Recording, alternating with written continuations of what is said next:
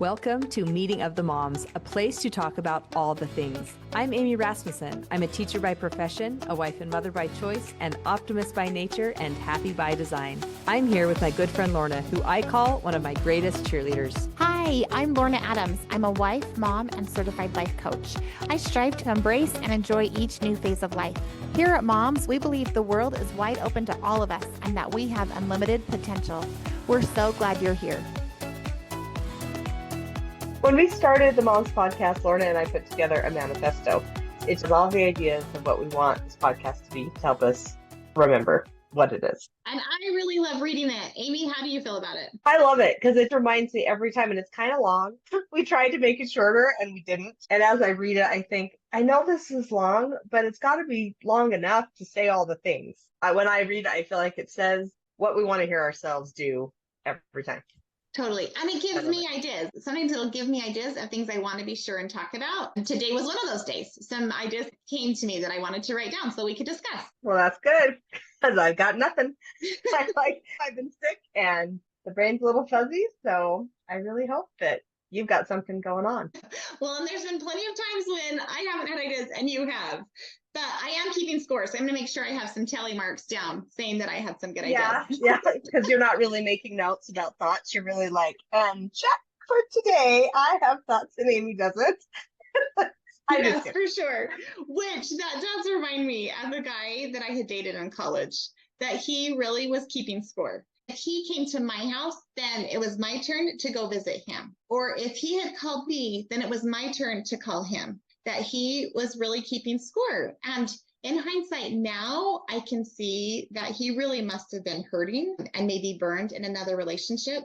And that's why he was doing it. But it just makes me kind of sad for him that was a way of life that he was living, keeping score. This idea that I'm only going to do to the same level that somebody else matches. Yes. Do you remember a book called Tea with Francis? Something with Francis. Does that even ring a bell? Anyway, it does ring a bell. There's this interaction between these two friends, and it's not even like a keeping score necessarily, but one of the friends says to the other one, do you want to be friends or do you want to be careful? Because they'd had this interaction and one person said, well, I can see that I'm going to have to be careful with you. And the other person had been kind of trying to teach her a lesson because the other friend had just done something to Francis. And they're not people, even they're animals. It's a children's book. But Francis then says, well, do you want to be friends or do you want to be careful? And the other person said, I want to be friends. And so I thought that was kind of cool about this idea that they had to be able to like show up and interact in ways that allowed them to be friends rather than have to be careful. Because that's not like a great feeling of safety. Totally. I love that point. I think that sometimes we do live our lives that way. We're trying to be safe. And I think he was trying to be safe. Evidently he had been burned. And so he was trying to be very cautious with how he approached a relationship with me at the time. Yep. Where in reality, it might have been a lot better relationship had he been able to look at it as I'm going to be her friend or, more because we were dating, right? And then maybe that would help me want to be a better friend or partner, right? In our relationship too. I think that's a really great point. Yeah. And maybe it would be just to broaden it from friendship. Do you want to have a relationship together or do you want to be careful? Do you want to be meticulously keeping notes of what you've done and what I've done and whether or not it's of equal weight or whatever? I think though that any of us can get into this cycle or this habit, and even when we're like aware of it and we step out of it, we can also slip back into it. I know that so often we value the work that we're putting in, like, oh, I'm working so hard, I'm doing so much more than what someone else is doing, because we don't see the forethought, we don't see the effort that someone's making. As this example is, he has no idea if you were thinking of him throughout the day, or if maybe you didn't visit him but you did text him or you said something nice about him, or you know what I mean? There are almost invisible things that can happen to build a relationship that if you start doing the scorekeeping, you will totally miss how to really build the relationship. So I guess my thought, just as we're talking about this, I wonder what's the alternative? What's a different path? And of course there's lots of alternatives. Yeah. But what would be a different way to do it? And the thought that comes to mind is sometimes we really can decide I am going to be looking for all the good. I am going to be oriented towards seeing all the good. And so not in a scorekeeping way, but recently I decided I was going to write down all the times that my husband and I have been able to go and grab a drink, or we go to the store together, or we sit down by the fire and eat popcorn and read a book. Just those times that we are making time for each other and having time for each other. Because then my focus will be on those times as opposed to the times when the weeks are too busy or whatever else. But the desire there isn't to keep score. Well, when does he make time for me versus when I take my time for him? Instead, it's opening my eyes to be able to see the good that is happening. I think it's opening our eyes to see the good as opposed to keeping score. Totally. And I love that. I love that example. I think over the summer, I was realizing that my husband and I were going on dates, and I was actually on my calendar circling them and realizing, wow, we actually are going on weekly dates pretty much all throughout the summer. And it was kind of cool to realize where had I not been marking them, it wouldn't have felt like it had really been happening. And so I love as you're choosing to look for those things, then you're seeing it. And it is a positive thing for your relationship. It seems like it almost endears us to our spouse as we're looking for the good, maybe. Yeah. My other thought was that instead of keeping score, like us just choosing to show up the way we want to show up. I think he was so afraid of being hurt. And so he was acting out of fear in our relationship rather than out of love. And I am not judging him for that, because I understand when you have been hurt, you don't want to get hurt again. And I think the perspective I want to have and that I try to have is that I want to show up as my best self and give whatever I can. And sometimes I will be hurt, and I can be hurt and I'll still be okay. I'm not looking to get hurt, but I don't want to make decisions based on avoiding hurt or some kind of pain or discomfort. Does that make sense? Mm-hmm. I think any kind of deep relationship or deep love will bring some pain with it, because even if we just relate it to an end of life scenario, if we have given love, then when we lose someone, then we will be sad and there will be hurt.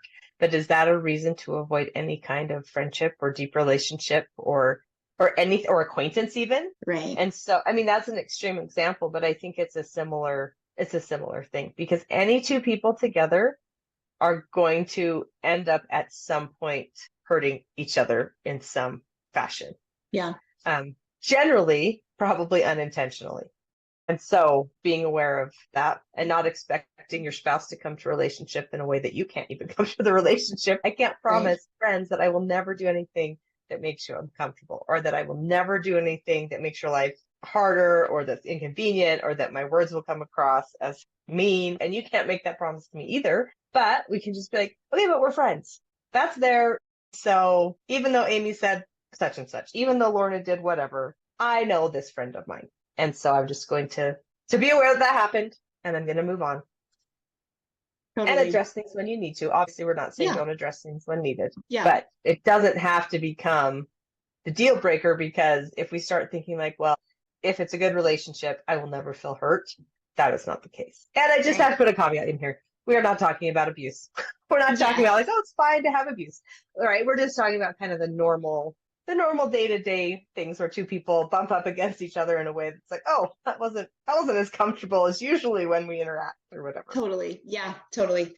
Well, and even back to him, as you've been talking, I've been thinking about how it's almost like he was creating more hurt with the fear of getting hurt. He was creating some more hurt, and he didn't even know how the relationship would go. So he was hurting before. He was pre-hurting in fear of hurting later. Where if we can just jump in and embrace a relationship or whatever for what it is at the time, where there's growth that's going to come, even with the death of a loved one, even when they pass away, there's still so much good maybe that we've experienced with them that it is worth it. It was all worth it. And yes, it still hurt. Yep. And so much of it is our perspective, how we choose to engage. I remember when we moved, and I was sad. I was excited, and it felt like a good thing to be doing, but I was sad to leave our home and sad to leave our family and our friends and everything else that were there. Right. Uh-huh.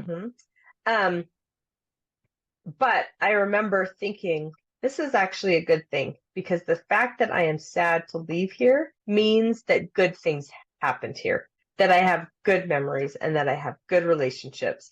And so even in that pain of leaving, there is some suffering in life that is necessary suffering, because that's part of having that good part of our lives. The alternative would be, okay, I want to move and not be sad I'm moving. Okay, well, what that means is there's no one you're going to miss, and there's nothing about the house that you really loved or the memories that were there. The relationship. So just realizing, all the things, just realizing that that is a part of a full life, because when we leave something that has brought us joy, even though we're going to a place where we'll probably have different joy and more joy, there's still that little interim of sadness and missing. And I guess it doesn't even necessarily have to be a negative.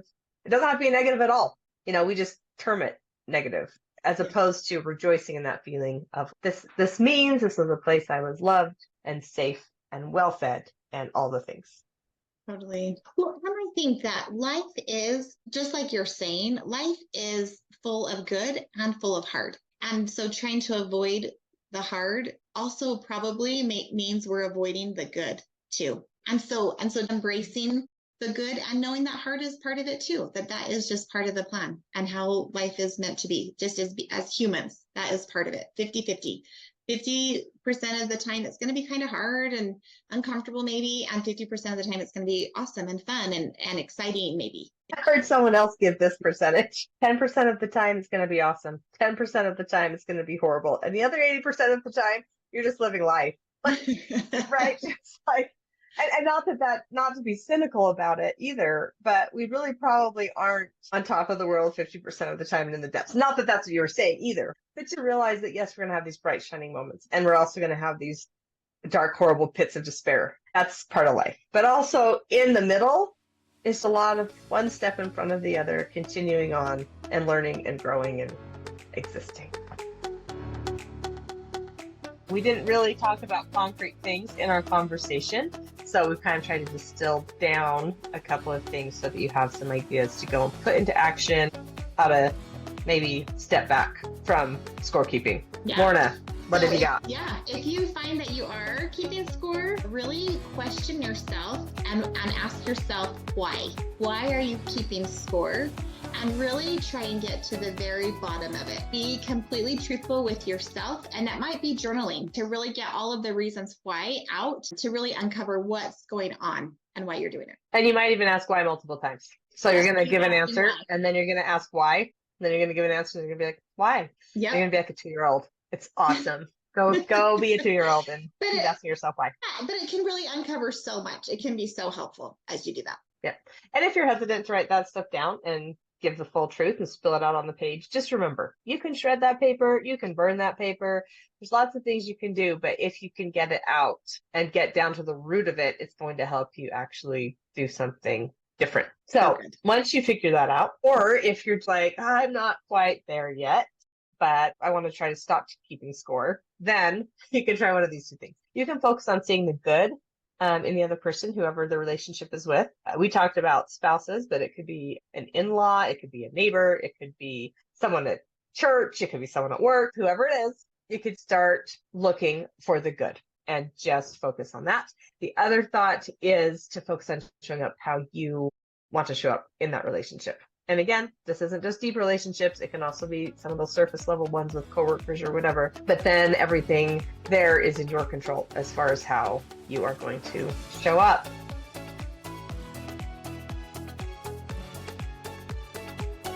Thanks for coming to Meeting of the Moms. We hope it made your load a little lighter. We'd love to hear what's on your mind. Send your celebrations, takeaways, and suggestions for future topics to momswithamyandlorna@gmail.com. If you enjoyed the show, please like, share, and subscribe. If this isn't the right fit for you, we wish you well on your journey. Until next time, I'm Lorna Adams. And I'm Amy Rasmussen. See you next week at Moms.